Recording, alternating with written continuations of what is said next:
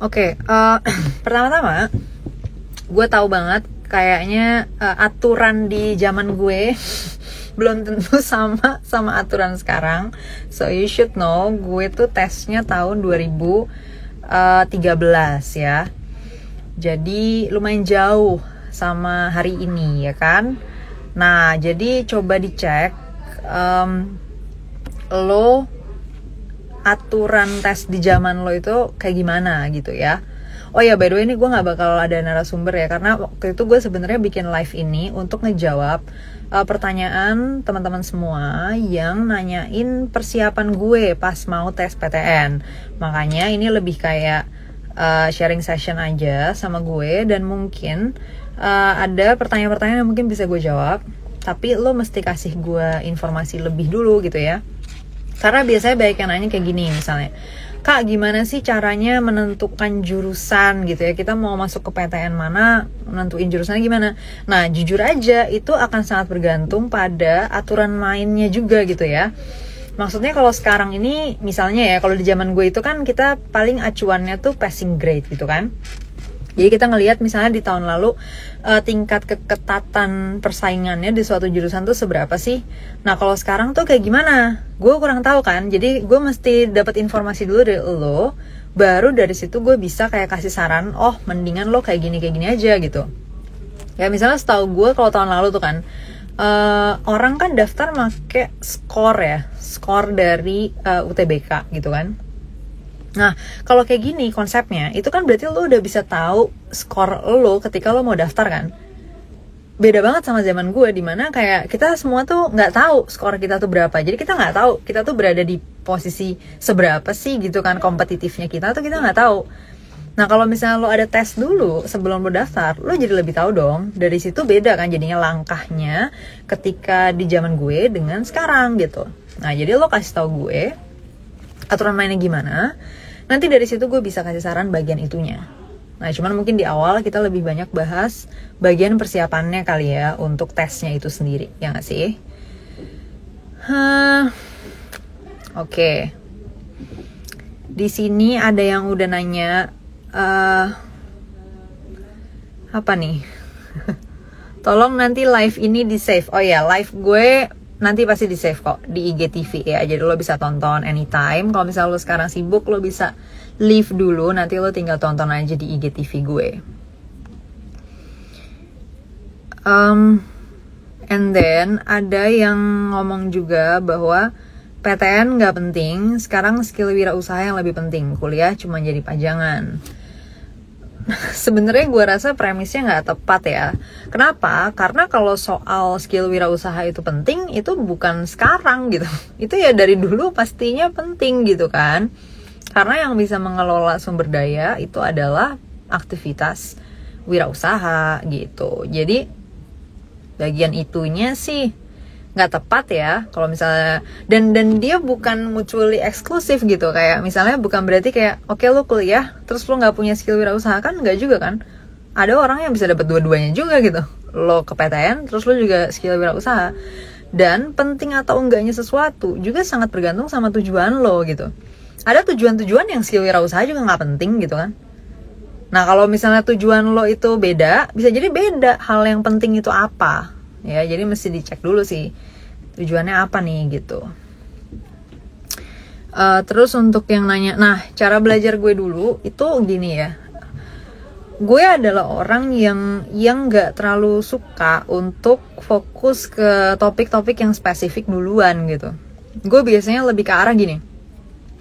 Kalau misalnya otak gue udah canggih dalam memproses informasi, mau gue masukin informasi apapun itu bakal gampang. Jadi biasanya di awal gue fokus ke bagusin otaknya nih dengan cara matematika ya kan, dengan latihan matematika, latihan logika yang banyak ya. Kayaknya gue ngerjain ribuan soal sih ya, yang namanya soal matematika tuh kayaknya udah gak kehitung ribuan. Abis itu baru gue pindah ke yang lebih spesifik kayak misalnya fisika, biologi, kimia segala macam, dimana otak gue tuh udah mantep nih ritmenya gitu kan, ritme kerjanya udah cepet untuk induksi deduksi gitu loh.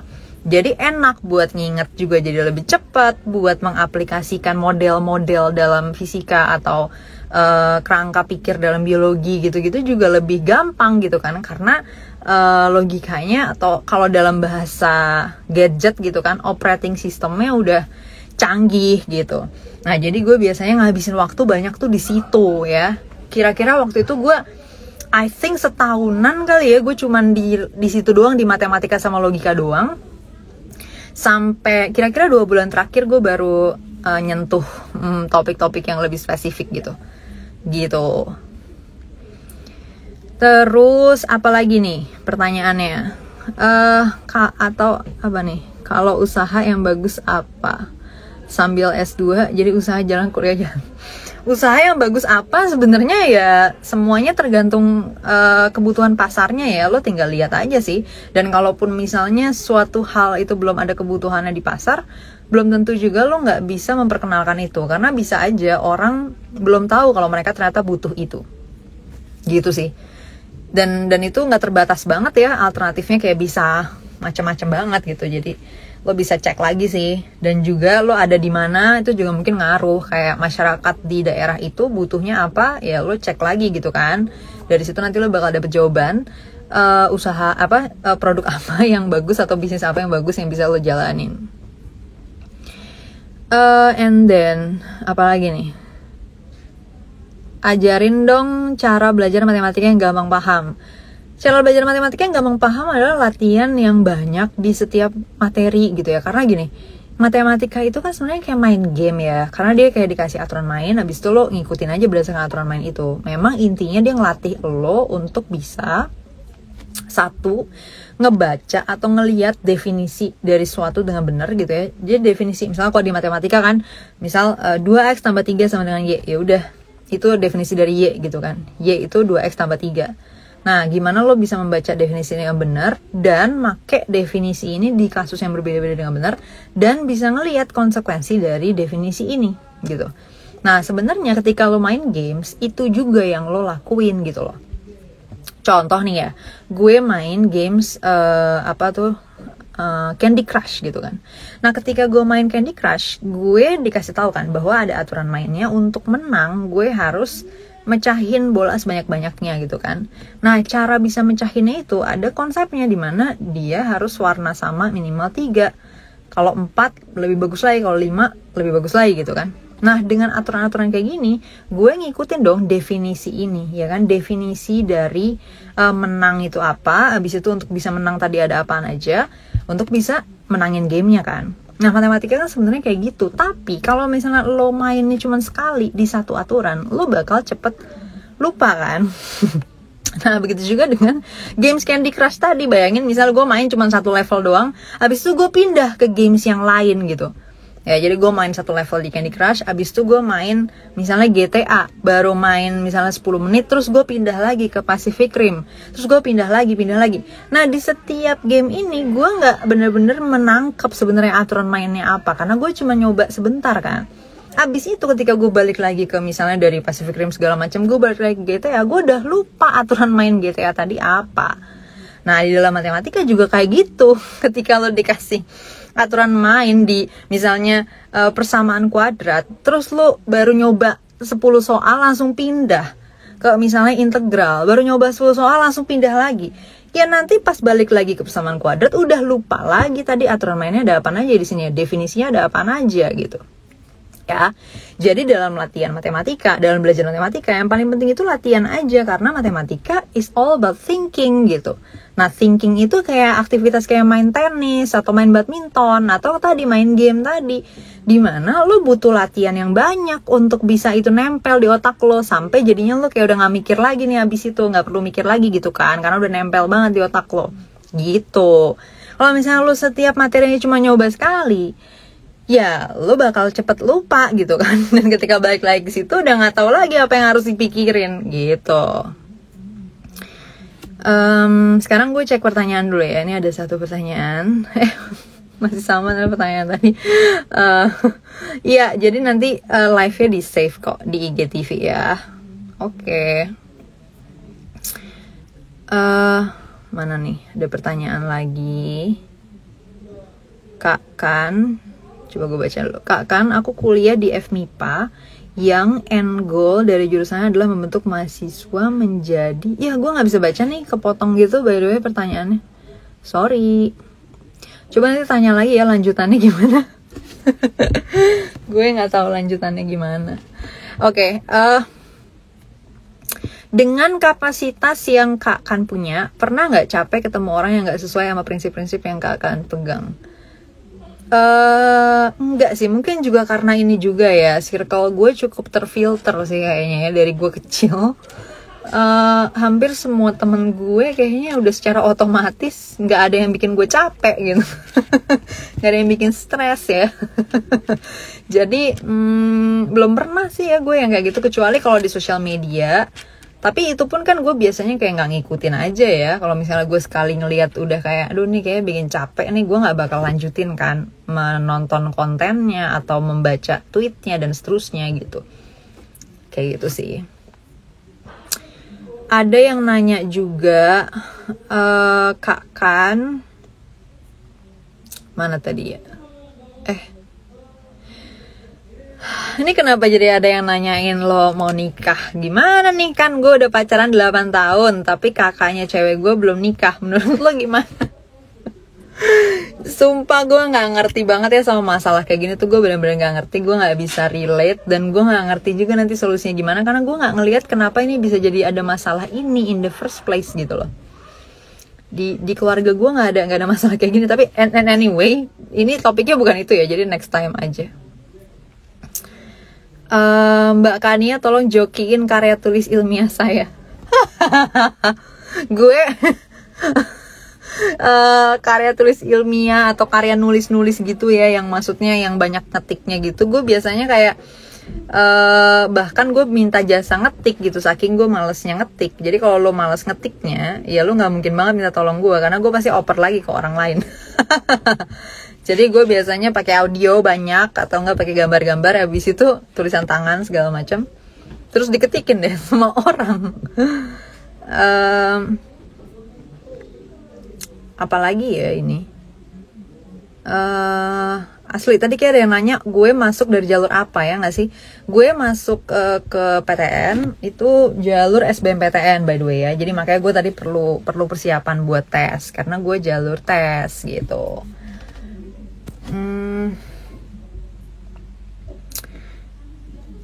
Lebih dulu belajar TPS atau TKA, udah gue jawab kan ya, gue TPS, bahkan bukan cuma lebih dulu, tapi emang dari gue, bahkan jauh dari sebelum gue mau tes ya, kayaknya dari gue SMP gue tuh sangat-sangat mengalokasikan waktu dan energi di ngebangun kapasitas berpikir gitu.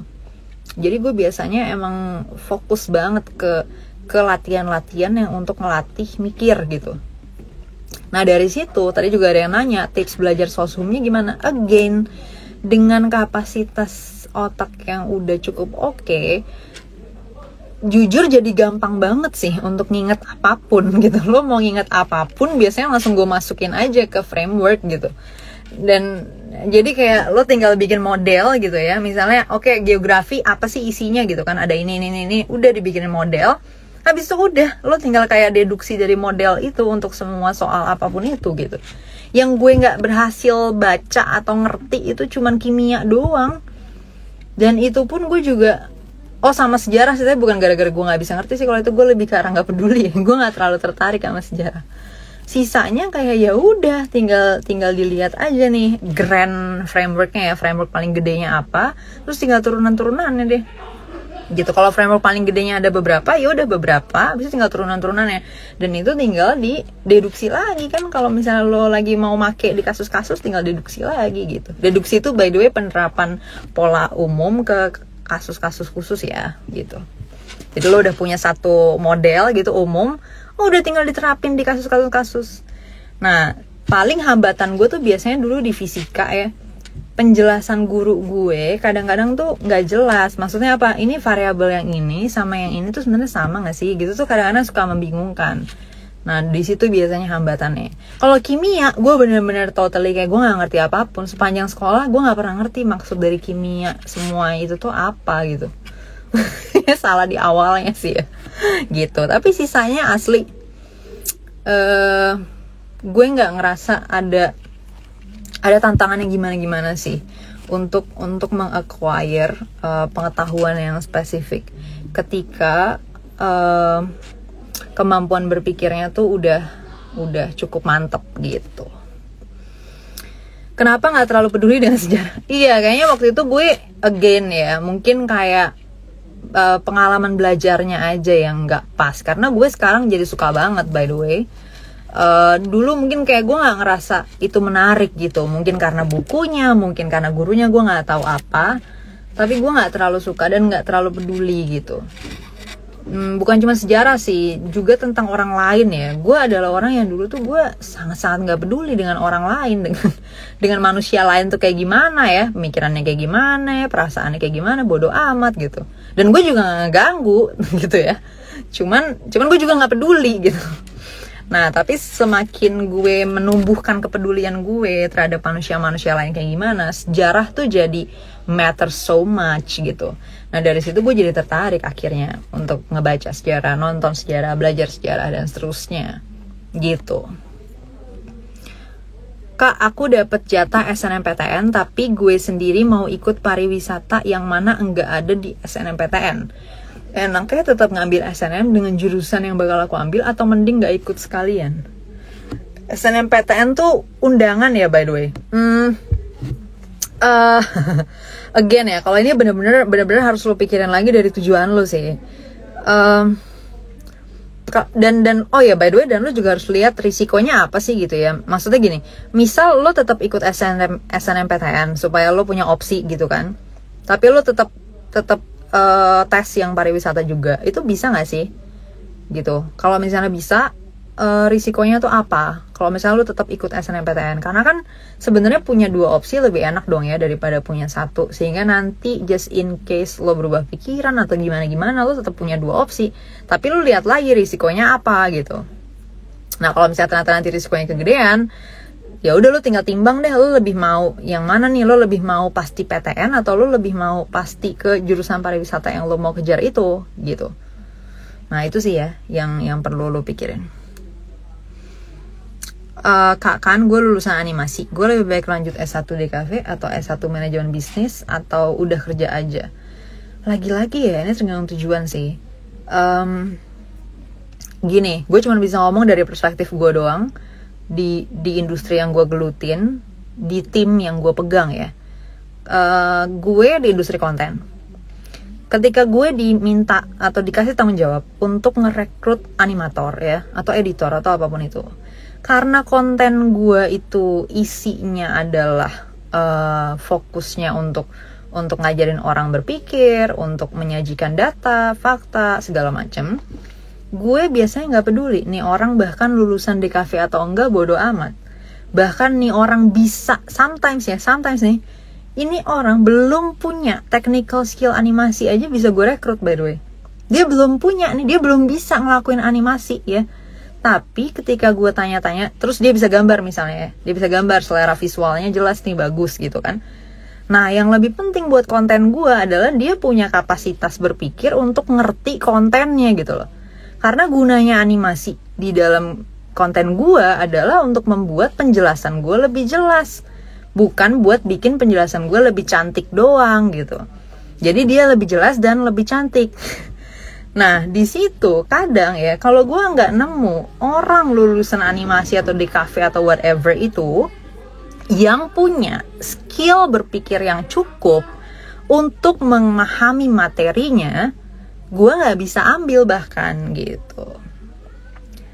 Nah, itu kalau dari gue ya, dan tim yang gue kelola. Gue nggak tahu kalau di dalam tim lain, perusahaan lain, industri-industri lainnya ya, mungkin S2, S3, DKV dibutuhin atau enggak, mungkin iya, mungkin enggak, gue nggak tahu gitu ya. Tapi kalau di tim gue, dari dulu gue kerja dimanapun itu, gue nggak pernah peduli orangnya jurusannya apa gitu. Karena apa? Karena itu nggak ada kebutuhannya di dalam kerjaan-kerjaan yang gue pegang gitu ya.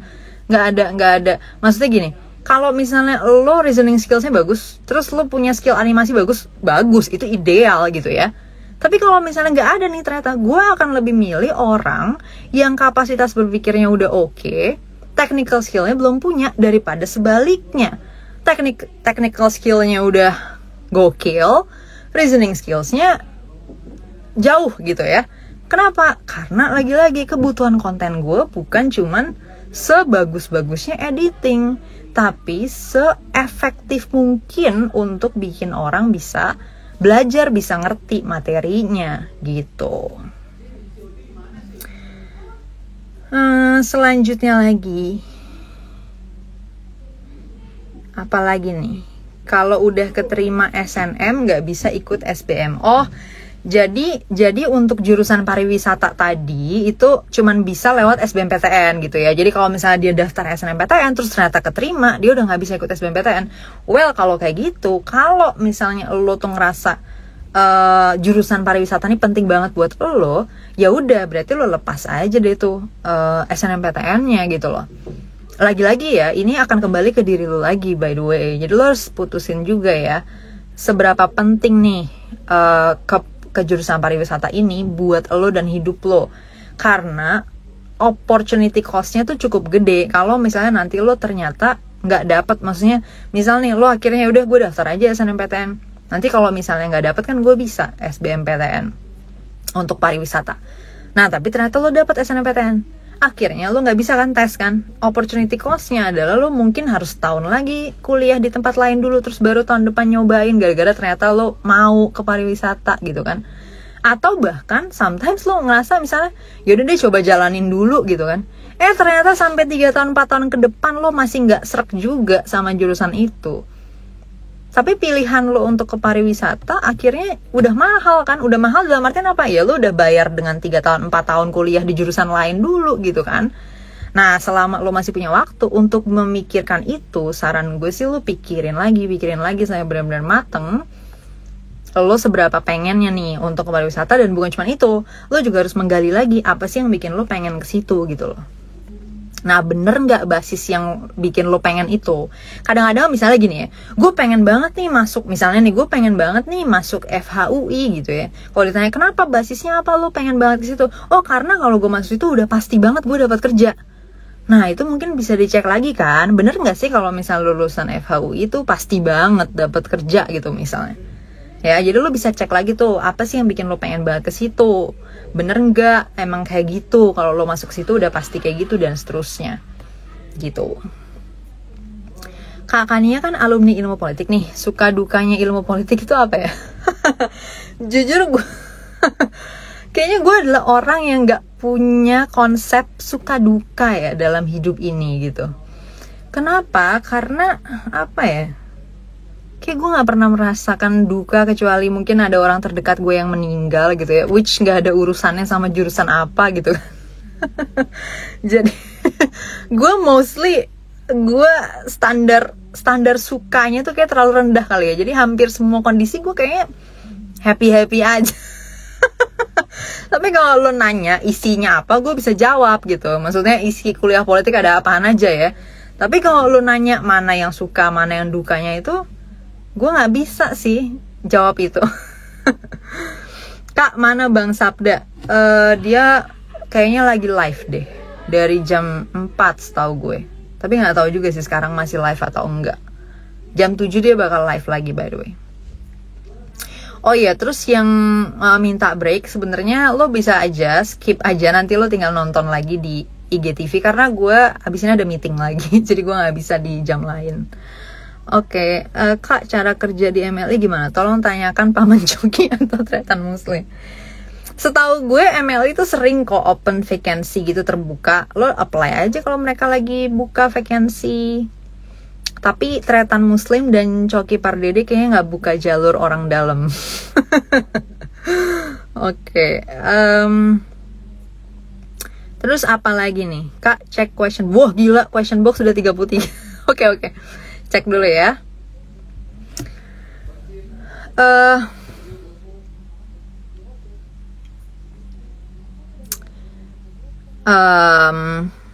Esensi kuliah apa menurut Kak Kan? Esensi kuliah menurut gue sama aja dengan esensi hal apapun yang ada di dunia ini, yaitu dia menjadi beresensi sesuai dengan objektif atau tujuan dari kitanya gitu ya. Sesuatu itu jadi sesuatu itu bisa dikatakan bermanfaat itu tergantung dari kitanya gitu kan. Kalau misalnya bisa aja nih satu hal yang sama itu menjadi manfaat buat si A tapi menjadi masalah buat si B gitu loh, karena itu tergantung dari tujuan kitanya. Bahkan sesuatu menjadi masalah itu tergantung tujuannya ya. Jadi gue tuh sering nanya nih, misalnya nih, menurut lo kemiskinan itu masalah bukan sih? Nah biasanya orang serempak ya jawab ya, masalah. Nah kalau gue tanya kenapa itu menjadi masalah, itu biasanya nggak ada yang bisa jawab gitu loh. Ya taunya cuman itu masalah aja, padahal nggak. Masalah itu menempel pada tujuan ya. Yang disebut dengan masalah adalah semua hal yang menghambat lo mencapai suatu tujuan gitu. Jadi kalau lo sendiri nggak ada tujuannya, ya lo juga nggak bisa punya masalah. Nggak ada masalah dalam hidup ini kalau nggak ada tujuan ya. Misal nih, kenapa sih kalau kita sakit itu menjadi masalah? Karena kita punya tujuan untuk bertahan hidup. Kalau kita sakit ada risiko untuk kita mati misalnya. Atau kalau kita punya tujuan untuk bisa bekerja dengan produktif segala macam. Nah kalau kita sakit kita nggak bisa nih bekerja dengan produktif. Makanya sakit menjadi masalah. Sakit enggak menjadi masalah dengan sendirinya tanpa adanya konteks tujuan tadi gitu loh ya.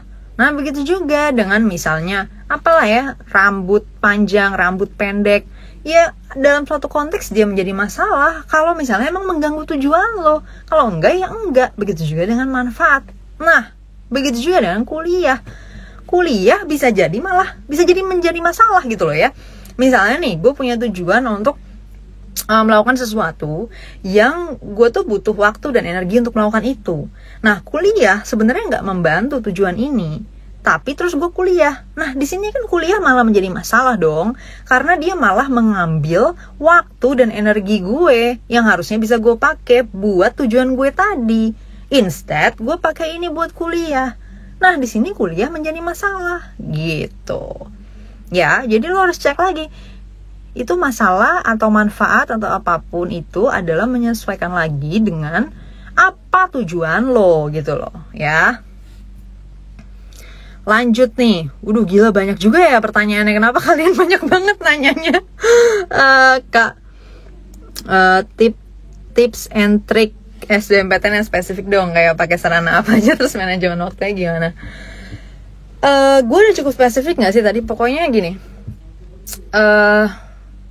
Lo benerin apa ya, pokoknya lo matengin banget kemampuan berpikir lo ya. Makanya lo mendingan beresin dulu bagian yang reasoning skillsnya sampai bener-bener mantep, which is matematika, logika, baca ya kan, verbal. Dan campuran bahasa Inggris juga bisa sih, karena bahasa Inggris lebih kayak gini, bahasa itu lebih kepada tools untuk menyampaikan, untuk mentransmisikan informasi gitu kan, atau mentransfer informasi. Nah sementara reasoning itu kan kemampuan memproses informasi. Nah informasinya itu sendiri kan sebenarnya dalam suatu bahasa kan. Jadi kalau lo bisa campur langsung nih belajarnya, sekalian yang versi bahasa Indonesia, sekalian yang bahasa Inggris, informasinya itu bagus juga. Jadi udah sekalian kan, reasoningnya selesai, Englishnya juga selesai. Nah habis itu baru lo pindah ke topik-topik yang lebih spesifik. Terus setahu gue sih Sabda bikin ya macem-macem kayak di Zenius buat yang kayak bantuin persiapan gitu. Kalau lo mau coba pakai silakan. Gue sendiri lagi terlibat juga di dalam ngebikin materi juga untuk persiapan. Bukan cuman, kalau ini sebenarnya bukan cuman persiapan UTBK itu sendiri sih, atau SBMPTN itu sendiri, tapi lebih ke platform untuk lo bisa latihan berpikir terus menerus gitu. Dan ini harusnya sih nanti bakal open ya buat semua aja. Nanti tungguin aja. Ini yang bikin gue gak tidur-tidur by the way, ngoding. Jadi please banget kalau udah launching, please banget lo pakai. Jangan sampai gue cuman gak tidur doang terus gak ada yang pakai. Sedih banget gak sih? Oke. Lanjut ya. Kak kan kalau belum tahu tujuan hidup, bakat atau passion gitu nentuin jurusannya gimana ya? Oke. Fun fact, gue sampai 2 tahun lalu gue nggak punya tujuan hidup apa-apa. Abis itu tujuan hidup gue cuman kayak kepengaruh Sabda. Jadi gue adalah orang yang tujuan hidupnya cuma kayak ya udah gue pengen enjoy aja hidup gue dengan tentram, kebutuhan gue cukup. Dan by the way standar kebutuhan gue tuh cukup rendah ya. Gue cuma butuh makan, kamar yang cukup nyaman, udah that's it. Gue nggak ada kebutuhan yang kayak traveling gitu tuh gue enggak ya. Jadi standar kebutuhan gue tuh juga rendah. Nah dari situ tujuan hidup gue tuh cuma kayak ya udah gue pengen enjoying my life to the fullest. Mungkin kayak experience ya, mungkin gue nyobain makanan macam-macam segala macam, punya teman-teman yang enak. Ada orang-orang yang asik di sekitar gue. That's it. Gue nggak punya tujuan-tujuan gimana-gimana gitu. Dan gue juga nggak punya passion yang gue suka banget, misalnya gue suka banget berakuntansi gitu, enggak. Atau misalnya gue pengen banget jadi lawyer gitu, enggak juga. Dan kalau misalnya dibilang bakat juga nggak tahu ya, bakat gue apa juga gue sampai sekarang juga nggak tahu gitu kan. Gue nggak pernah benar-benar ngecek kan mana yang merupakan bakat, mana yang bukan juga nggak tahu kan. Nah jadi actually waktu gue menentukan jurusan, gue nggak menggunakan ini semua sebagai basis gue menentukan jurusan. Kenapa? Karena jujur aja ya, kalau buat kebutuhan hidup gue nggak kuliah pun bisa gitu. Maksudnya gue nggak perlu sebenarnya gitu kan. Gue nggak ada untuk gimana-gimana. Tapi gue orangnya suka untuk belajar gitu ya. Maksudnya belajar tuh mengekspos diri gue pada suatu hal yang gue belum tahu. Karena gue penasaran aja gitu. Nah, basis dari gue ngambil jurusan ilmu politik itu gara-gara gue gini, dunia ilmu natural, ilmu alam, gue nggak terlalu suka untuk ngedalemin lagi sampai gue jadi profesional di situ gitu loh. Misalnya gue jadi dokter atau gue jadi engineer, gue tuh nggak tertarik ya. Nah kalau untuk dasar-dasarnya gue ngerasa gue udah cukup selesai nih mempelajari itu, karena kan gue juga di Olim Science berkali-kali kan gitu kan. Jadi gue karantina science udah berkali-kali juga gitu. Jadi yang namanya eksperimen di lab segala macam gue udah ngalamin juga kan. Jadi gue ngerasa kayak gue udah cukup sih di situnya ya, karena gue juga nggak tertarik untuk bener-bener terjun yang profesional gitu kan di situ. Nah terus jadinya gue mikir gue pengen ke sosial humaniora aja. Selain karena alasan itu, yang kedua adalah karena gue terekspos sama English debating, dimana gue ngelihat ternyata ranah ilmu sosial nih ngaruh nih ke kehidupan gitu ya, gitu kan. Karena apa? Karena ternyata kebijakan-kebijakan, aturan-aturan di sekitar gue itu datangnya dari proses-proses sosial instead of proses science gitu ya. Maksudnya misalnya proses pengujian, pembuktian segala macam terus dijadiin keputusan. Enggak, dia lebih kepada proses politik gitu kan, yang akhirnya gue jadi tahu bahwa itu ternyata sebutannya proses politik. Nah dari situ gue jadi tertarik ke soshum gitu kan. Dan kemudian gue emang mikirnya waktu itu bisa antara politik, ekonomi, atau hukum gitu kan. Tapi gue ngerasa hukum dan ekonomi gue juga udah cukup tahu. Maksudnya gue udah cukup terekspos kan di SMA juga. Terus juga di bacaan-bacaan gue selama debating segala macam cukup kuat di situ kan. Tapi ilmu politik tuh menurut gue kayak sesuatu yang totally new aja di kepala gue gitu. Apa sih political science gitu, penasaran banget aja sih. And then out of curiosity gue ambil deh jurusannya gitu. Jadi gue bukan termasuk orang yang memilih jurusan berbasis competitiveness-nya rendah gitu. Maksudnya kayak oke, nggak terlalu passing grade-nya nggak terlalu tinggi gitu-gitu juga enggak ya. Yang kedua, gue juga bukan orang yang milih jurusan berdasarkan gue pengen banget nih di jurusan itu. Enggak juga. Bahkan yang ketiga, gue memilih kampusnya cuma berdasarkan dia paling dekat aja dari rumah gue. That's it. Gitu ya. Jadi gue bukan orang yang I don't think I'm poetic aja sih. Gue bukan orang yang heroic gitu loh, kayak makanya gue nggak bisa bikin cerita-cerita yang kayak dulu perjuangan gue gini-gini tuh nggak bisa gitu loh, karena kayak who am I fucking kidding gitu kan. Oke. Kemudian apa lagi ya, kita lihat lagi ya pertanyaan lainnya. Oh iya, yang nanya gue milih jurusan apa, tolong banget ya dengerin lagi aja. Gue udah jawab barusan.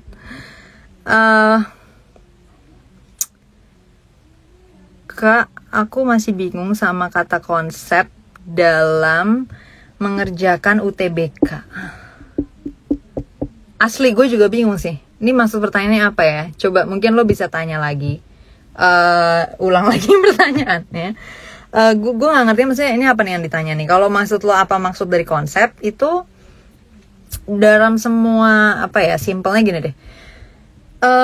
Hampir semua hal yang ada di alam ini itu ternyata bekerja dalam pola-pola ya kan, yang kemudian kita sebut sebagai model ya, model atau framework gitu. Ya kalau misalnya di fisika mungkin udah sering lah ya ketemu yang disebut dengan rumus-rumus gitu kan. Misalnya apa ya, G sama dengan apa namanya, M per A, F sama dengan M per A, ya kan. Nah itu kan jadi model ya, itu kan kita baca dari realita gitu, bahwa oh ternyata ada pola di mana hubungan antara gaya, massa dan percepatan tuh ternyata kayak gini. Yang ini berbanding lurus, yang ini berbanding terbalik, gitu kan? Nah ini polanya, and then kita bikin modelnya. Nah begitu juga dengan hal-hal lainnya nih di dunia ini. Nah sekarang isi materi dalam UTBK maupun di sekolah yang kita pelajarin itu kan sebenarnya mempelajari realita ya, mempelajari alam ini, kehidupan segala macam. Makanya terjadilah konsep-konsep atau model-model di dalam materi-materi ini semuanya. Nah ketika lo belajar untuk UTBK, iya lu fokusin di model-model yang paling besarnya aja kan, karena kan sisanya tinggal turunan dari situ kan gitu loh. Ya misalnya kalau contoh tadi deh, misalnya ya F sama dengan M per A misalnya. Nah itu kan kayak ya udah, kalau F sama dengan M per A kan ada konsekuensinya dong dari situ kan. Berarti M apa?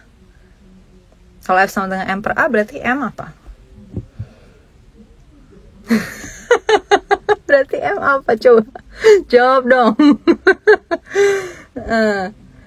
Kalau F sama dengan M per A, berarti kan F tuh berbanding lurus sama M, berbanding terbalik sama A.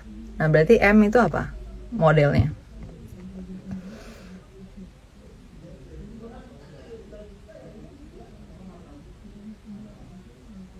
F kali A kan? Nah, itu kan konsekuensi dari F sama dengan M per A, jadinya M sama dengan F kali A kan? Nah, ngerti nggak lo? Bahkan jadi ada model baru, yaitu M sama dengan FA yang lo bisa ambil dari satu model di awal tadi, yaitu F sama dengan M per A. Ngerti? Ya. Nah, jadi dengan contoh ini maksud gue adalah dari satu model itu lo bisa tarik model lain lagi dari satu model itu gitu loh. Ya, begitu juga untuk berbagai macam ilmu-ilmu lainnya, di mana selalu ada model-model paling utama yang dari situ tinggal diturun-turunin sisanya. Kayak misalnya ekonomi. Ya ampun, itu kan cuma satu model doang kan, yang terus turunin jadi macam-macam aja gitu loh. Apa sih satu modelnya? Resources against needs. Selesai gitu kan. Udah, semua konsep ekonomi, mau lo ngomongin sampai ke balance sheet, kayak income statement, whatever, it semua akan kembali ke resources against needs. That's it, gitu loh, ya. Nah detail-detailnya nggak usah gue jelasin di sini lah ya. Tapi intinya itu gue mengilustrasikan aja bahwa dalam semua yang lo pelajarin ini selalu ada nih konsep-konsep paling besarnya, yang sisanya tinggal turunin gitu. Oke, itu maksud gue dari kata konsep atau model atau framework. Sekarang gue cari Oke, bahasa Inggris juga by the way ya. Tapi itu belum ada pertanyaannya di sini. Gimana cara belajar TKA di 2 bulan terakhir ini? Lagi-lagi ya, gue udah bilang tadi. Actually pada saat gue persiapan tes, gue cuman persiapan 2 bulan terakhir gitu loh untuk TKA pengetahuan sosial ya dan lain sebagainya gitu. Yang spesifik itu gue cuma 2 bulan terakhir.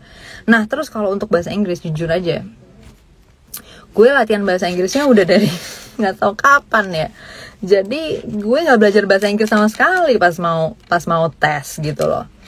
Bahasa Inggris itu harusnya udah pada level kayak lo baca bahasa Indonesia aja harusnya kalau untuk pada level tes PTN ya gitu kan. Kalau udah tinggal 2 bulan terakhir ya nggak sih. Nah but then kalau misalnya emang lo baru mulai pun, bahasa Inggris ada konsepnya nggak sih? Jelas ada dong ya kan. Grammar itu kan isinya model semua. Kayak misalnya gue very easy to see kan. Kayak misalnya ada nggak sih yang keluar dari model? Ada, tapi kan sebagian kecil gitu kan. Sebagian besarnya udah jelas kan aturan mainnya. Kayak gitu loh. Kayak misalnya bisa nggak sih abis itu ada verb biasa, nggak ada ing-nya, terus tapi ada to be-nya di tengah, jadi I am love. kan nggak bisa kecuali love-nya maksudnya noun ya, bukan verb gitu kan. Jadi gue adalah cinta, maybe I am. Tapi kalau misalnya lo mau menjadikan love-nya itu verb, kan nggak bisa ya, ada to be-nya, karena kan aturan mainnya gitu, ya nggak sih? Nah itu kan semua aturan main semua itu. Tuh udah tinggal diinget aja model-modelnya, selesai deh perkara gitu loh.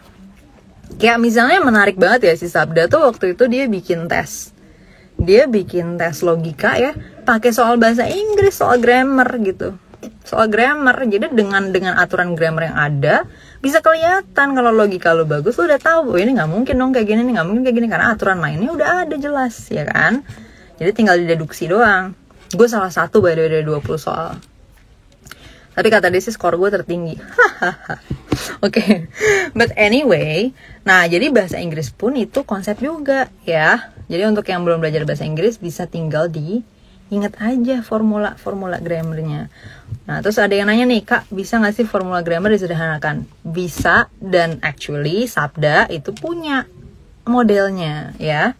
Cuman kalau dijelasin di sini kepanjangan ya, karena itu kan gue bakal menyederhanakan dari 16 model yang sebenarnya yang kepake ujung-ujungnya biasanya 12 lah ya. Yang future past itu jarang kan dipakai, dan ya nggak terlalu ini juga kan, dalam conversation juga mungkin konteksnya juga nggak ada gitu ya.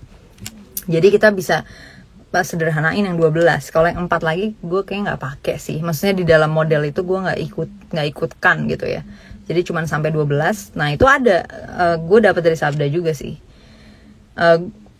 Well, gue gak bisa jelasin sini karena itu kepanjangan gitu kan. But anyway, bisa. Mungkin lo bisa temuin sendiri. Lo bisa cek lagi polanya. Nanti lo bisa deh dapat menyederhanakan lagi jadi 4. Oke. And then, apa lagi ya? Tips biar disiplin belajar dan ingat terus sama tujuan awal. Nah sebenarnya lagi-lagi ya, soal tujuan awal ini lo gak usah takut kalau misalnya lo belum punya atau lo gak konsisten, lo ternyata berubah. Itu gak apa-apa, terutama karena lo masih muda juga anyway. Kayak misalnya gue bilang tadi ya, gue tuh waktu mau masuk kuliah gue belum punya kok tujuan apa-apa yang gimana-gimana selain bertahan hidup aja dan membiayai, mungkin kayak membantu biaya keluarga gue, karena kan keluarga gue kurang mampu ya. Jadi gue emang udah kerja gitu loh dari SMP untuk ngebantu biaya hidup. Nah jadi tujuan gue sebenarnya cuma itu aja sih, bertahan hidup dan membantu menghidupi keluarga gue. Nah kalau misalnya lo belum punya tujuan gimana terus mau kayak gitu, ya udah lo tinggal lo ikutin aja dulu kondisi lo sekarang gitu ya. Maksudnya kayak lo nggak usah terlalu panik juga, karena ya udah lo juga masih muda gitu ya. Jadi there's still time untuk lo memikirkan itu. Itu soal tujuan ya. Itu soal disiplin belajar. Jujur aja, gue bukan orang yang tepat untuk lo tanya tentang gimana caranya bisa disiplin gini-gini. Gue adalah orang yang sangat gak disiplin gitu loh. Gue gak pernah punya aturan tertib kayak misalnya oke, gue belajar misalnya hari ini jam segini sekian jam gitu. Gue gak punya kayak gitu orangnya. Satu-satunya yang mendisiplinkan gue tuh cuman kerjaan.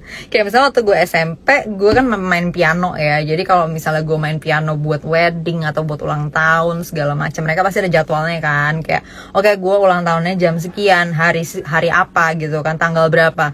Ya udah, gue disiplinnya ngikutin itu doang. Sisanya tuh nggak ada yang gue disiplinkan gitu loh di hidup gue. Jadi gue biasanya senyamannya gue aja sih. Kayak misalnya belajar untuk kayak misalnya latihan soal gitu, gue tipe yang kecanduan jatohnya gitu loh. Bukan, jadi gue gak butuh mendisiplinkan diri sampai kayak gue bisa sampai kayak lupa tidur gitu-gitu, gara-gara gue hobi banget aja ngelakuin itu gitu loh. Nah jadi gue biasanya kayak ya gue ngikutin aja apa yang gue enjoy. Makanya gue tuh di sejarah sama di kimia ya tetap hancur aja sampai akhir, walaupun kimia ya gue lumayan banyak ngafal lah ya akhirnya, jadi lumayan tetap bisa nilainya. But then in the end gue nggak bener-bener bagus kan di situ, karena gue nggak bisa mendisiplinkan diri gue. Kalau gue nggak nyaman gitu, gue tuh nggak bisa misalnya memaksa untuk oke, belajar kimia sehari 2 jam, itu nggak bisa. Kalau gue nggak enjoy ya udah gue nggak kerjain, that's it. Gue sangat-sangat kayak gitu banget gitu loh, maksudnya kayak santai banget orangnya gitu. Gue nggak punya kayak pendisiplinan diri bla bla bla tuh nggak ada. gitu. Jadi kalau lo nanya gimana mendisiplinkan diri, sumpah itu kayak nggak bisa ditanya ke gue deh. Mungkin Jerome kali yang punya kayak gituan ya. Gue bukan orang yang kayak gitu. Atau Andika. Gue orang yang sangat santai. Ya gitu tadi, kecuali satu-satunya kedisiplinan gue itu ya ketika gue melibatkan pihak lain gitu kan. Ketika tadi misalnya gue kerja sebagai pianis atau sebagai keyboardist, terus ada jadwal acaranya gitu, dan ya gue pasti ngikutin itu dengan baik ya, karena itu kan bisa merugikan orang lain kalau gue nggak benar gitu ya, nggak tepat waktu segala macam gitu. Terus apalagi nih?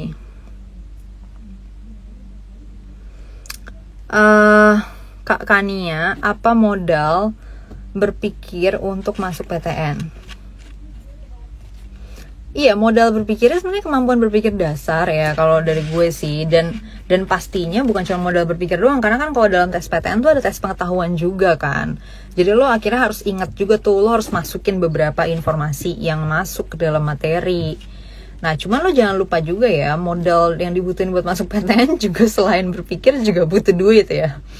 Jadi kadang-kadang rada sedih juga, misalnya kayak udah lolos tapi terkendala uang gitu kan.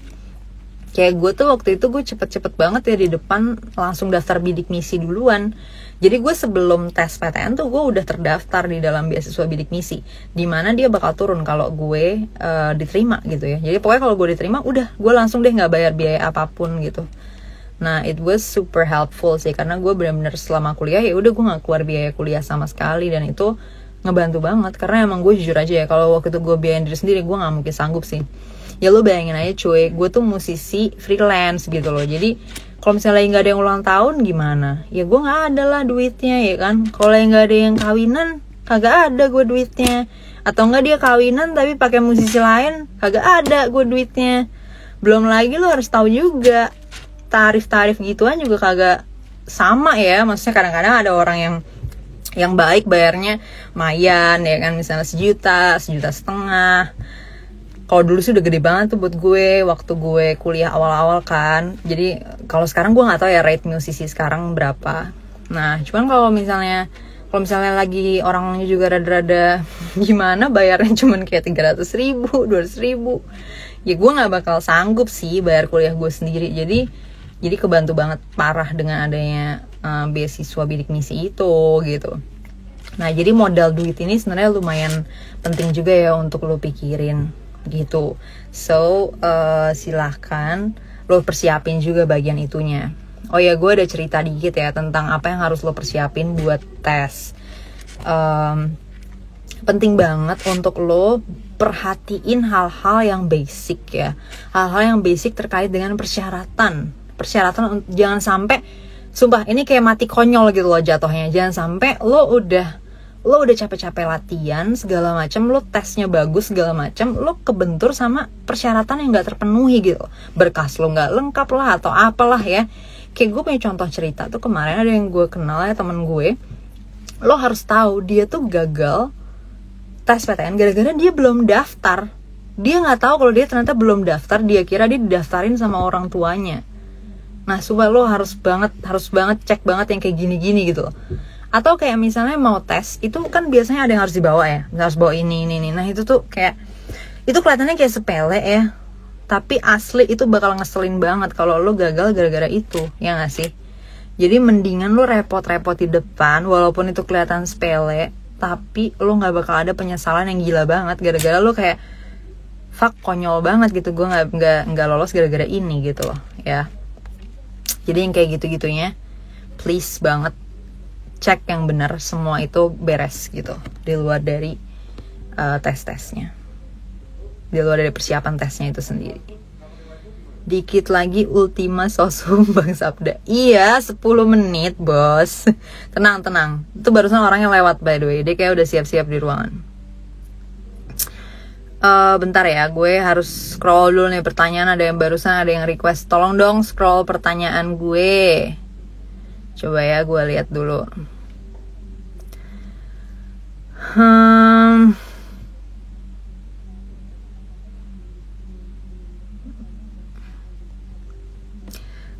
Kak, sistem tahun ini kan tes dulu dan belum tahu nilai. Gimana kita bisa yakin kalau kapasitas kita apa?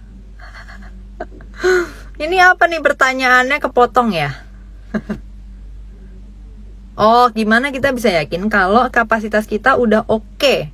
Oke, Kak, karena sistem tahun ini kita tes dulu dan belum tahu nilai. Gimana sih kita bisa yakin kalau kapasitas kita udah oke untuk masuk ke jurusan inceran kita? Enggak, kalau untuk bagian itu gini deh. Setelah lo udah tes, lo harus nentuin jurusan di depan sebelum tes, atau lo bisa nentuinnya nanti setelah lo udah tahu nilai. Tapi kalau misalnya sebelum, lo harus nentuin. Menurut gue sih the only way yang bisa lo lakuin adalah ngelihat dari tingkat competitiveness-nya dia di tahun sebelumnya ya. That's the only way sih menurut gue. Ya paling dicampur sama prediksi di tahun ini kalau ada prediksi, atau lo bisa ngelihat tren dari pasarnya ya gitu kan. Misalnya tren dari ya jurusan yang kiranya diminati sama orang-orang gitu kan. Nggak tahu, mungkin ada survei, atau lo bisa juga sih bikin random survei ke teman-teman di sekitar lo yang menurut lo kelihatannya lebih pintar dari lo dan mungkin tryoutnya juga selalu di atas lo.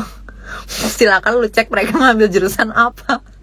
Dari situ ya udah lo mikir ya likely jangan ngambil jurusan itu kali ya, likely kompetitif misalnya gitu kan. Jadi ada 3 lah ya at least cara yang bisa lo ambil. Yang pertama, lo cek tingkat keketatan kompetisi dari yang tahun lalu. Yang kedua, lo cek survei atau prediksi-prediksi tentang jurusan yang diminatin di tahun ini kalau ada. Dan yang ketiga, lo juga bisa ngelakuin random sampling sendiri dari orang-orang di sekitar lo yang seumuran lo, bisa juga dengan lewat polling di sosial media segala macem. Tanyain orang-orang lo pada ngambil jurusan apa, abis itu lo kepoin deh tuh orang-orangnya, kira-kira di atas lo atau di bawah lo nih kompetensinya gitu kan, supaya lo bisa lihat kira-kira mereka bakal jadi kompetitor yang berat atau enggak gitu kan buat lo. Dari situ lo bisa ngecek deh jadinya pilihan jurusan yang optimal buat lo apa. Gue rasa itu dulu kali ya cara-cara yang bisa lo lakuin. Nanti kalau ada lagi I'll let you know. Terus oke, ini ada yang nanya lagi, Kak, kan UTBK kan udah mau deket nih, mending nyatet materi apa bahas soal terus di situ sekalian bahas materi? Nah, kalau gue saranin ya, kalau udah tinggal, ini berapa bulan lagi sih? 2 bulan, sebulan? Itu menurut gue udah tinggal bahas soal sih menurut gue ya. Udah tinggal latihan soal, habis-habisan gas abis di latihan soal. Kecuali ini penting. Kecuali suatu ketika lo nemu soal yang lo bener-bener out of nowhere, lo gak ngerti sama sekali datangnya dari mana. Oke, that's the moment dimana lo mungkin banget perlu buka dulu materi bagian itu. Terus lo please investasiin waktu ya. Mungkin 4 jam, mungkin 6 jam untuk bener-bener ngedalamin dulu konsep itu ya, sehingga lo bisa nangkep konsepnya untuk bisa ngerti soalnya gitu. Pokoknya ini untuk soal yang bener-bener lo ngerasa damn it, gue bener-bener gak ngerti ini, gue totally kosong tentang ini. Nah kalau misalnya ada resiko soal kayak gini banyak di materi ini, mateng deh lo kalau lo gak tahu sama sekali ya kan. Nah jadi kayak gitu-gitu saran gue sih dicek. Tapi kan kadang-kadang ada juga ya, misalnya lo ngeliat soal ternyata konsepnya mungkin lo lupa, tapi pas lo buka pembahasannya, oh iya lo udah mulai teringat nih gitu kan. Ya udah lo bisa inget konsepnya dari situ kan. Nah tapi kalau misalnya lo nemu soal yang bener-bener lo ngerasa nggak ada sama sekali nih bahannya di otak lo gitu, kayak nggak pernah nerima ini, atau ini intinya nggak familiar sama sekali, nah mungkin lo bisa cek lagi materinya gitu ya. Terus apa lagi nih pertanyaannya? Kak, kan cara menghafal materi atau rumus yang baik seperti apa? Oke, ini sebenarnya nggak ada formula yang fit buat semua orang untuk ngelakuin ini. Pertama harus dilihat juga kapasitas dasarnya seberapa. Kalau misalnya masih kurang banget, gue saranin justru lo latihan memorinya dulu ya. Kayak misalnya kalau lo nggak punya kapasitas memorinya, lo mau ngafalin sampai botak gondrong lagi juga susah kan, ya kan? Jadi kapasitas memorinya bukan berarti harus bagus banget itu, enggak. Tapi harusnya adalah standarnya minimal segini gitu ya. Kalau misalnya belum, lo mungkin mesti latihan itunya dulu gitu kan. Nah terus yang kedua, kalau udah ngelatih otak lo buat memorize, buat ngingat gitu, baru deh lo masukin data-data yang lo butuhin itu kan. Misalnya lo spesifik mau ngingat rumus ini atau apa. Nah gitu. Nah untuk cara ngingetnya ini jujur sebenarnya beda-beda ya. Ada orang yang kayak misalnya cara ngingetnya tuh ditulis gitu kan. Ada juga yang cara ngingetnya tuh dia omongin out loud gitu. Kalau gue sendiri lebih sering dimasukin ke general framework yang gedenya gitu. Kayak misalnya gini, ya kayak misalnya dalam ekonomi tadi ya, kan gue tahu ya bahwa akar paling atasnya banget nih, oke, resources against needs. Intinya ekonomi itu intinya adalah is all about gimana resources yang ada memenuhi needs yang ada, gitu kan? That's it. Nah, rumus-rumus di bawahnya gimana gue ngingetnya? Ya selalu dibalikin ke situ, hubungan antara rumus di bawahnya dengan itu tadi apa gitu loh.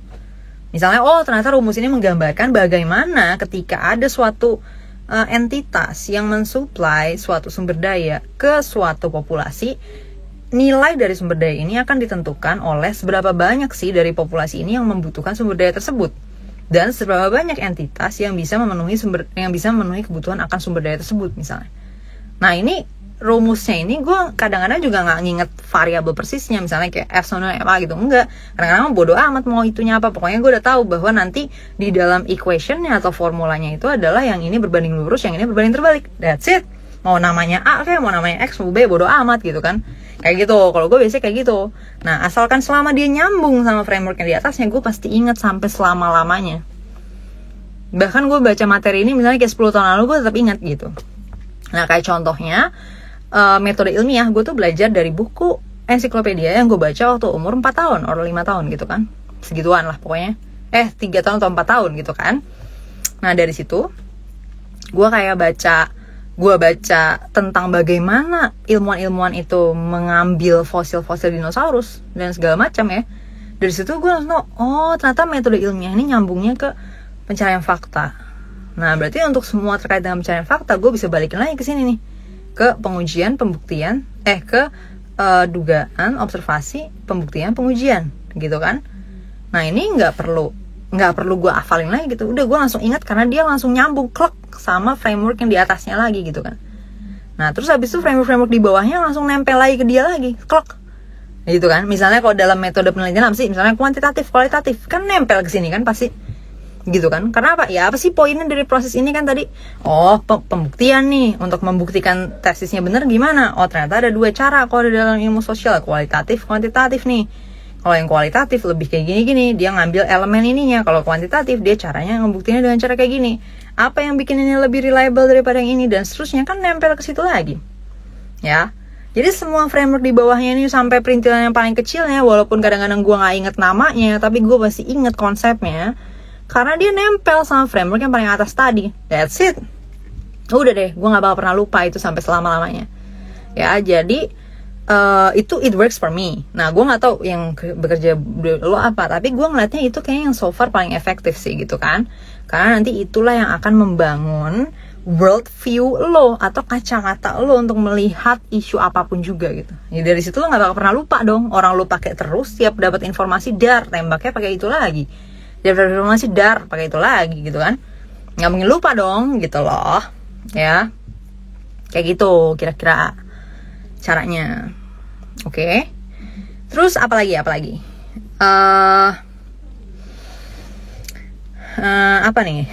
Coba gue lihat lagi pertanyaan-pertanyaannya.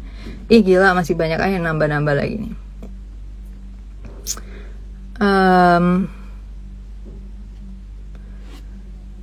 Kak kan, cara menghadapi dosen yang ngasih nilai nggak sesuai dengan kemampuan mahasiswa dong. Waduh, ini udah di luar topik nih ya ternyata ya. Tapi ya udah, nanti kalau misalnya udah kuliah, oke, gue bakal kasih tetap tips ini. Jujur aja ya, kalau gue sih ngeliatnya dosen itu kekuasaannya nggak terbatas. Jadi ya udah, mendingan lo ikutin aja sih aturan main di kelasnya dia tuh apa. Tapi kalau misalnya lo nggak ada tujuan yang, maksudnya gue sih yang penting survive aja ya. Kalau misalnya nilainya berapa sih bodo amat misalnya gitu, ya udah berarti kan lo nggak usah terlalu peduli juga ya. Mau dosen lo aturan mainnya apa ya bodo amat. Kalau misalnya lo ngelanggar juga ya udah lah ya gitu kan, paling nilai lo jeblok gitu kan. Tapi kalau lo mau nilai lo aman-aman aja, ya udahlah ikutin aja aturan main dosennya gitu ya. Mungkin lo bisa pikirin kayak, oke, misalnya oh dosennya ternyata nggak ngasih nilai sesuai kemampuan, ya lo cari tahu dia ngasih nilai sesuai apa gitu loh. Kalau misalnya oh dia totally random, ya udahlah kalau gitu, apalagi yang bisa lo lakuin kan, there's nothing else to do gitu. Kecuali lo berada di kampus dimana kayak ada some sort of mekanisme gitu loh untuk kayak ngelaporin atau apa. Tapi kalau nggak ada ya udahlah ya. Kalau gue sih tipe yang kayak gitu sih. Misalnya kayak ya udah kayak gini-gini, ada yang bisa gue lakuin kan ya, ada nggak sih variabel yang bisa gue ubah gitu kan. Kalau misalnya nggak ada, maksudnya udah nggak bisa dikutak-atik nih segala macam, nggak ada yang bisa gue kontrol, ya udah let go, ya nggak sih, mau ngapain lagi gitu.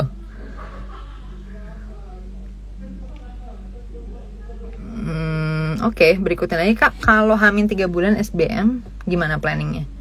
Sama aja ya, maksudnya kayak itu kan udah mendekati, oke lah, sebulannya bisa lo pakai buat ngematengin kapasitas berpikirnya, kapasitas memori dan lain sebagainya. 2 bulan terakhirnya udah tinggal latihan soal sih menurut gue, gitu. Oh iya, maksudnya sebulan pertama latihan soalnya lebih di kapasitas berpikir ya, tetap melatih kapasitas berpikir, tapi mungkin dalam bentuk soal-soal, sekalian juga mungkin buat TPS ya. Nah abis itu 2 bulan selanjutnya lo latihan soal yang udah spesifik gitu sih. Di sebulan pertama juga bisa tuh lo campur antara latihan berpikir sama matengin konsep-konsep spesifik, juga udah bisa tuh mulai dicampur ya. Jadi harusnya udah cukup mantep tuh fundamentalsnya gitu kan. Terus udah tinggal diisi sama pengetahuan-pengetahuan spesifik gitu. Nah 2 bulan selanjutnya baru deh lo latihan soal materi-materi spesifik. Terus apa lagi nih?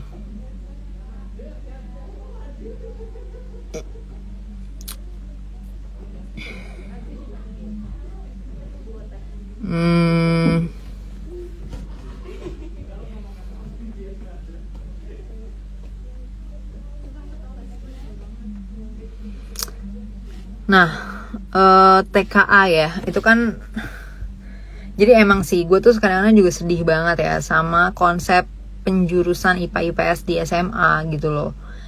Kayak aneh aja, maksudnya gini loh, emangnya misalnya nih gue belajar sejarah, terus emangnya di dalam sejarah itu terus tiba-tiba nggak ada gravitasi gitu loh? Kan tetap ada ya. Jadi maksudnya konsep-konsep dasar yang kayak gravitasi, gaya, segala macam itu kan harusnya buat semua orang gitu loh. Begitu juga sebaliknya. Apakah misalnya ketika gue lagi ngebangun mesin pesawat segala macam itu, terus nggak ada manusia di dalamnya gitu kan? Yang dimana manusia-manusia ini punya culture, ya kan, punya budaya, punya nilai-nilai. Apakah gue desain pesawat nggak mikirin dulu nih orang-orang budayanya gimana ya? Kan jatuhnya jadi butuh dong dia sosiologi kan? Jadi kayak ada nih hal-hal yang itu tuh harusnya ya buat semua orang gitu loh, bukan itu IPS itu IPA. Jadi gue juga jadi pusing kalau kayak gini nih gitu kan. Kayak ada hal yang dasar yang ini harusnya buat semua orang bos gitu. Ini bukan kayak mau ngapain. Gue emangnya ketika gue jadi apa tadi ya, misalnya gue orang ekonomi gitu, terus apakah dalam hidup gue di dalam menilai sumber daya segala macam itu gue nggak perlu tahu sumber daya itu munculnya dari mana? Apa tiba-tiba dia kuncring muncul aja begitu aja gitu? Kan enggak kan? Otomatis kalau misalnya gue bisa ngerti yang namanya proses-proses fisika dalam geografi, ya dalam bagaimana bumi berubah segala macam, pasti jadi lebih mateng dong gue dalam membaca isu-isu ekonomi juga gitu loh, ya nggak sih? Jadi ada hal-hal yang itu tuh pengetahuan dasar untuk semua, harusnya tuh ada buat semua. Nah cuman sekarang kita udah dihadapkan pada realita di mana itu nggak terjadi. Ya udah, kita terima kenyataan ya kan. Nah kalau misalnya lo linjur dan lo TKA-nya masih 0, terus sekarang udah tinggal 3 bulan, jujur kalau dari gue mending gap year kali ya. Gue nggak tahu gimana caranya ngejar semua materi ilmu alam kalau lo ngerasa bener-bener 0 nih ya dalam 3 bulan, karena banyak banget konsepnya gitu. Walaupun nantinya sebenarnya banyak bangetnya juga bukan sebanyak itu juga gitu, maksudnya bukan berarti lo butuh 12 tahun juga buat belajar, enggak, tapi tetap banyak. Jadi kalau 3 bulan sih gue not sure lo bisa mantap gitu, kecuali dengan logic yang super gila banget. Dan gue udah pernah ketemu gitu loh orang-orang yang logiknya super gila. Jadi cepet banget untuk memproses whatever fuck aja, udah cepet banget, terus langsung jadi frame, langsung cepet banget lihat konsekuensi kayak gininya gitu. Nah mungkin itu masih mungkin ya, walaupun gue tetap not sure sih, karena gini, dalam ilmu alam itu banyak yang keluar juga dari framework gitu loh. Masih kan ada kasus-kasus khusus segala macam gitu-gitu. Apalagi kalau di biologi ya, itu kan banyak banget konsep yang ibaratnya harus lo inget gitu kan, or at least lo harus tahu gitu loh. Nah itu susah sih, itu nggak bisa, itu nggak bisa kayak ya logik doang juga nggak bisa sih, kalau itu sih nggak cukup ya gitu. Jadi bagian itunya gue nggak tahu sih gimana caranya. Tapi kalau misalnya lo bisa, it's good for you ya lo harus kebut banget, atau mungkin jam tidurnya jadi kayak 3 jam doang nih sehari, maksimalin banget deh 21 jam belajar aja, latihan soal TKA gitu.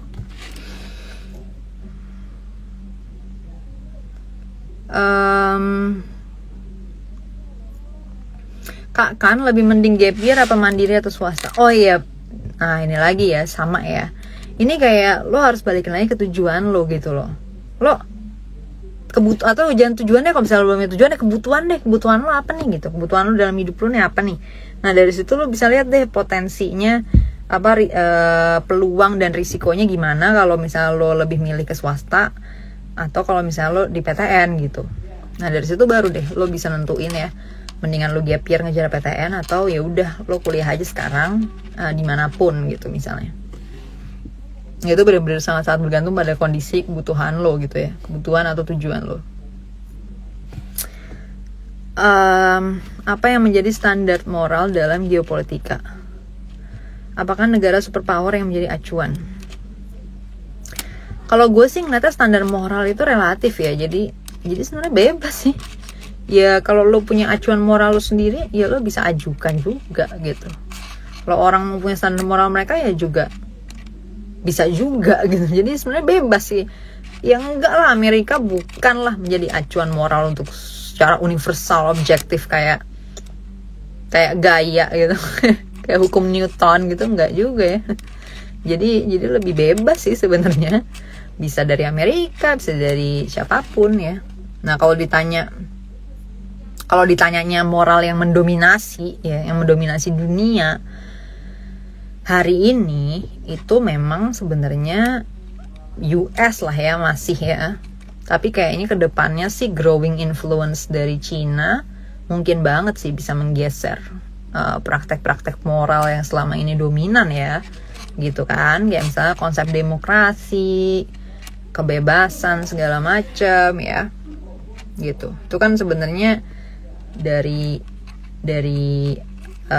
Amerika ya, maksudnya ide-idenya lebih banyak spiritnya Amerika gitu sih. Oke. Terus apa lagi ya? By the way, anjir gue baru nyadar dong, ini udah lewat 10 menit dari jam 7. So mungkin teman-teman yang pengen ngikutan kelasnya Sabda lo bisa cabut, dan gue cukupkan dulu sampai di sini. Mudah-mudahan beberapa poin yang udah gue share bisa helpful, bisa berguna.